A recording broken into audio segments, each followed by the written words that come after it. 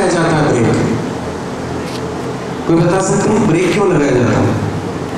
किसी भी वाहन में, चाहे कार है, मोटरसाइकिल है, किसी में भी जो ब्रेक लगाया जाता है ना, ब्रेक कंपनी ब्रेक लगाती है अनिवार्य रूप से। क्यों लगाती है?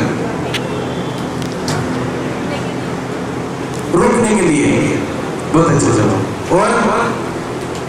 और किस लिए लगाया जाता है? चलिए, एक बार मास्टर जी ने क्लास में इसी तरह से प्रश्न किया। किसी ने कहा कि भाई रोकने के लिए, किसी ने कहा गाड़ी को धीरे करने के लिए, किसी ने कहा कंट्रोल करने के लिए। मास्टर जी ने कहा कि आप सबके जवाब सही है, लेकिन मेरा विचार कुछ अलग है कि वाहन में ब्रेक इसलिए लगाया जाता है ताकि हम गाड़ी को तेज चला सकें, तेज रफ्तार में चला सकें। आप सहमत हैं इस बात से? कल्पना करिए कि अगर आपकी गाड़ी में ब्रेक नहीं लग रहा है, ब्रेक काम नहीं कर रहा है, क्या आप उसे तेज रफ्तार में भगा सकते हैं? नहीं भगा सकते। इसी प्रकार से हमारे परिवार में जो बड़े बुजुर्ग होते हैं, माता पिता होते हैं, ये उस ब्रेक की तरह है जो हमारे व्यवहार को नियंत्रित कर। हमें लगता है ऐसा कि ये हमारे काम में ज्यादा ही टोका टाकी कर रहे हैं, लेकिन वो हमारे भले के लिए होता है कि कहीं हमारा किसी से एक्सीडेंट नहीं हो जाएगा। वो हमें उस भविष्य के खतरे से बचाने के लिए हमें नियंत्रित रखते हैं। ये हमारे लिए ब्रेक का काम करते हैं। तो शिक्षा के साथ साथ ये जरूरी है कि हम अपने माता पिता और गुरुजनों का सम्मान करें, रेस्पेक्ट करें। कहा गया है कि अभिवादनशीलस्य नित्यं वृद्धोपसेविनः चत्वारि तस्य वर्धन्ते आयु विद्या यशो बलम। अभिवादनशील और नित्य बड़ों की सेवा करने वालों की 4 चीजें रोज बढ़ती है।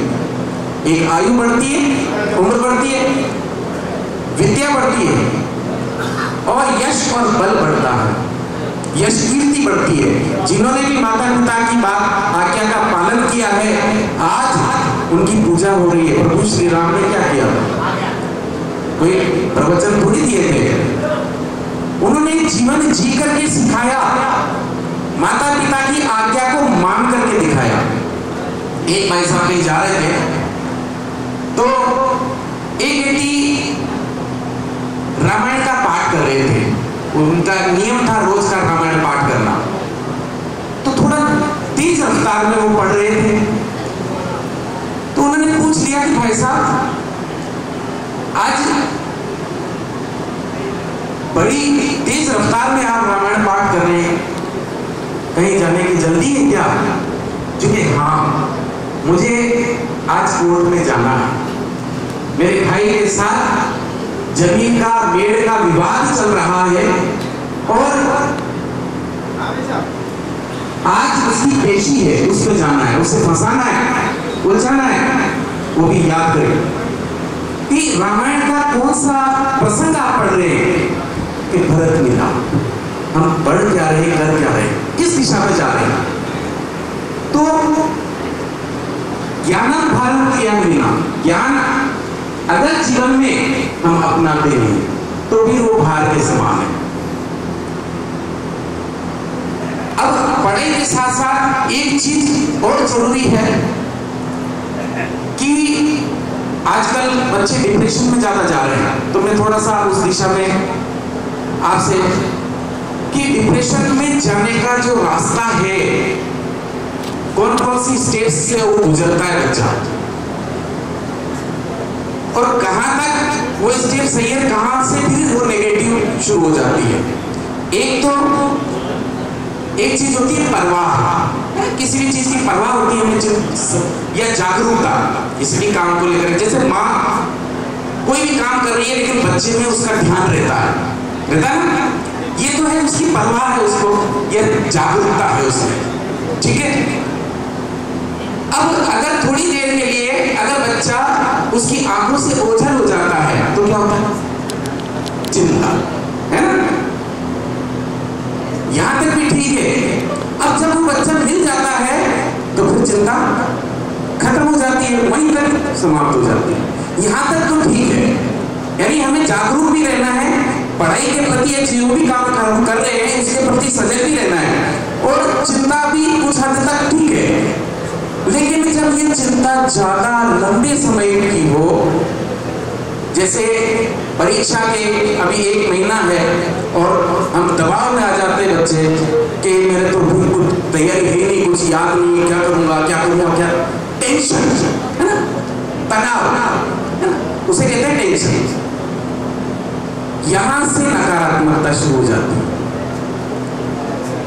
और फिर जब ये ज्यादा लंबे समय तक होती है, जैसे मान लो परीक्षा का परिणाम आ गया,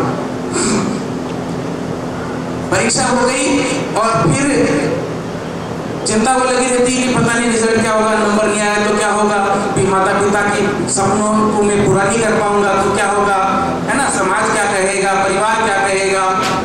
जब ये लंबे समय तक होती, रिजल्ट भी आ गया और फिर माता पिता ने डांट भी लगा दी ऊपर से, अब क्या होता है, डिप्रेशन, अवसाद।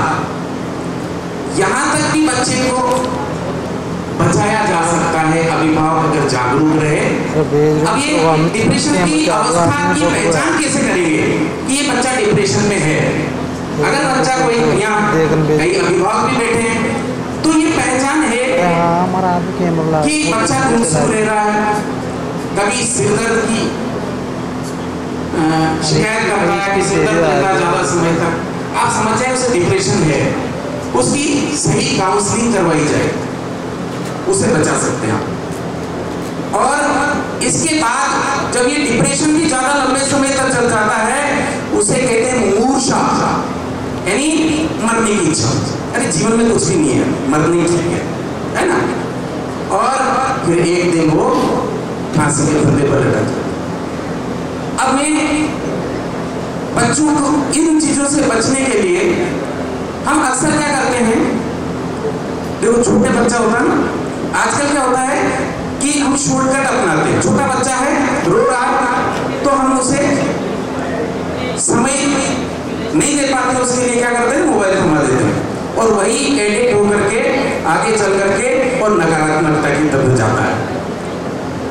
तो मोबाइल के लिए बच्चे को एडिक्ट वहां से उस अवस्था से नहीं करें, बच्चे को ज्यादा से ज्यादा समय दें। आजकल परिवारों में क्या है, समय हम बच्चे को नहीं दे पा रहे। बच्चे को पालन पोषण के लिए हमारा शास्त्र कहता है किस प्रकार से बच्चे का पोषण हो, पालन हो, कि लालियेत 5 वर्षाणि और 10 वर्षाणि ताड़िये प्राप्तेषु षोडश वर्षे पुत्रमित्रं समाचरेत्, कि 5 साल तक बच्चे के साथ लाड़ प्यार से व्यवहार करो और 10 साल तक उसे डांट फटकार करके आप सही दिशा में दे सकते हैं। लेकिन जब 16 साल का बच्चा हो जाता है तो उसे डांट मार पीट से आप नहीं सुधार सकते। तो इस बात का ध्यान रखें, उससे पहले ही उस बच्चे को सही दिशा देने का प्रयास करें, ज्यादा से ज्यादा समय देने का प्रयास करें। और 16 साल का जब बच्चा हो जाता है तो माता पिताओं से मेरा ये गुजारिश है तो उसके साथ मित्रवत व्यवहार करें, ताकि बच्चा अपनी कोई भी समस्या है वो बेझिझक माता पिता के सामने रख सके। अक्सर ऐसा होता है कि माता पिता के सामने बच्चा अपनी समस्या नहीं रख पाता, उस वजह से भी वो नकारात्मकता की तरफ जाता है, आत्महत्या का रास्ता बनाता है। तो उस तरफ बच्चा नहीं जाए, इसके लिए उसके साथ मित्रवत व्यवहार हो। और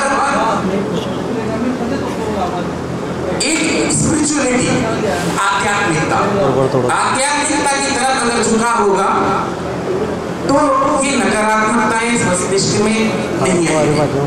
और बड़ों के प्रति सम्मान में ज्यादा समय नहीं लेते हुए इन्हीं शब्दों से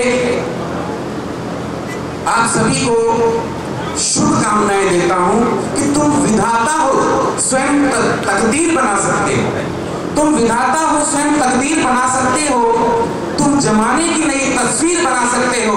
और खोल दो यदि स्रोत अपनी शक्तियों के, तो धार में भी खिला हुआ कश्मीर बना सकते हो, धार में भी खिला हुआ कश्मीर।